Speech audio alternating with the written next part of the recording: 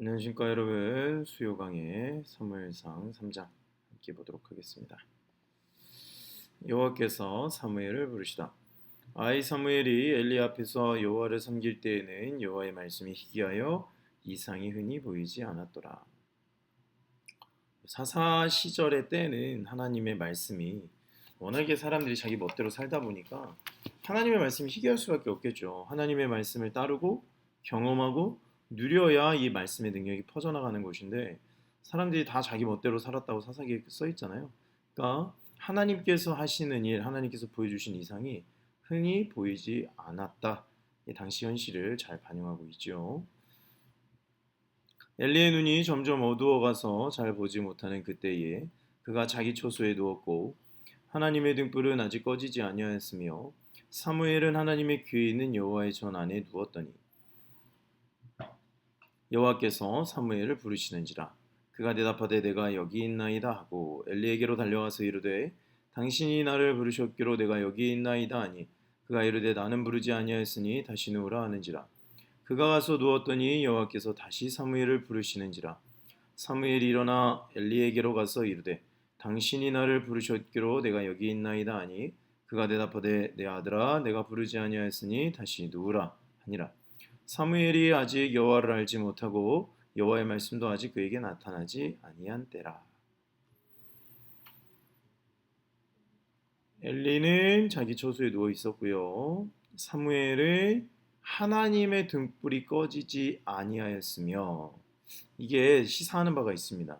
하나님께서 살아계셔서 그의 백성과 함께 계시는 가운데에 사무엘은 하나님의 교회, 그러니까 말씀 가운데 여호와 전안에 누워 있었다라고 다분히 저자가 의도적으로 이런 표현을 쓰면서 사무엘이 아직 이스라엘 가운데 함께 하시는 하나님의 말씀 가운데 하나님을 예배하는 정 가운데 있었다라고 하나님께서 사무엘을 택하셔서 어림에도 불구하고 사무엘을 하나님의 임재 가운데 두셨다라고 하는 것을 3절은 의도적으로 표현을 하고 있죠.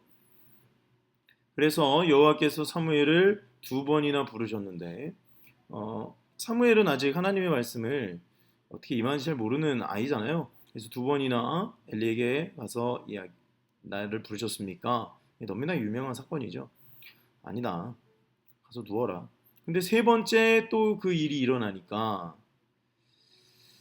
여기 써 있잖아요. 왜 사무엘이 그러지 못했나? 사무엘이 아직 여호와를 알지 못하고 여호와의 말씀도 아직 그에게 나타나지 아니한 때라.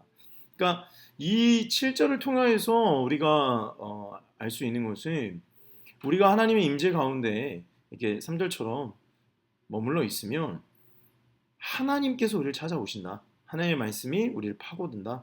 라고 하는 것을 우리가 좀 알았으면 좋겠네요. 여호와께서 세 번째 8절입니다. 사무엘을 부르시는지라 그가 일어나 엘리에게로 가서 이르되 당신이 나를 부르셨기로 내가 여기 있나이다 하니 엘리가 여호와께서 이 아이를 부르신 줄을 깨닫고 엘리가 사무엘에게 이르되 가서 누웠다가 그가 너를 부르시거든 내가 말하기를 여호와여 말씀하옵소서 주의 종이 듣겠나이다 하라 하니 이에 사무엘이 가서 자기 처소에 누우니라.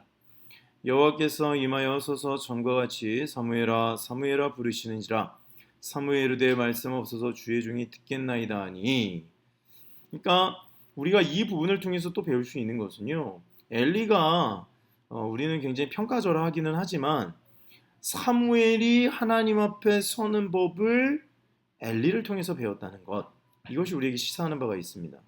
리더십들이나 목회자들을 어떤 사람들을 세웠던지 간에 부르신 곳에 머물러 있는 사람들에게는 그 영적 리더십이 잘났던 못났던 그랬던지 간에 그를 통하여서 하나님 임재 가운데 하나님을 경험하는 법을 배운다라는 것을 우리 또 알 수 있습니다.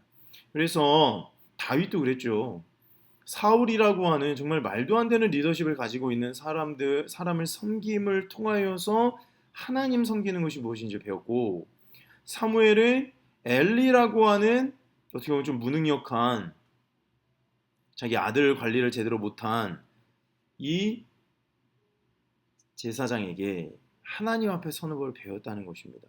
그래서 우리는 어느 곳에 서 있든지 하나님께서 우리에게 붙여주신 리더십들을 통하여서 말씀 가운데 서는 법을 배울 수 있다라는 것을 이것을 통해서 우리가 좀 알게 되네요. 11절입니다. 여호와께서 사무엘에게 이르시되 보라 내가 이스라엘 중에 한 일을 행하리니 그것을 듣는 자마다 두 귀가 울리리라. 하나님께서 이제 이스라엘 중에 일을 하실 텐데 그것이 어떤 것인지 듣는 자마다 귀가 울리며 하나님의 깨우신 가운데 가게 될 것이다 라고 말하고 있죠.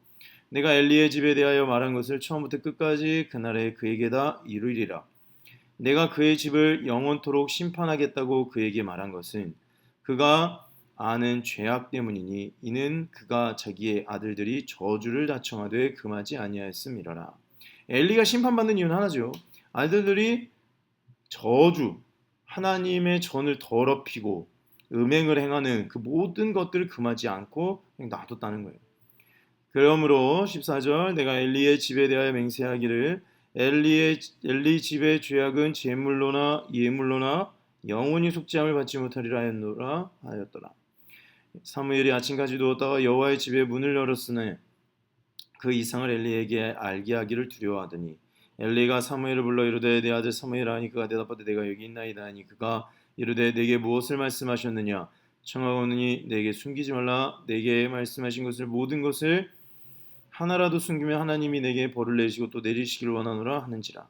그러니까 엘리가 이제 하나님께서 사무엘을 통해서 하신 말씀을 보니까 얘 그래도 오랫동안 리더십을 해서 이제 촉이 있잖아요. 아 얘를 이제 택하셨구나.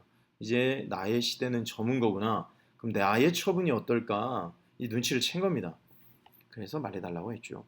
사무엘이 그것을 그에게 자세히 말하고 조금도 숨기지 아니하니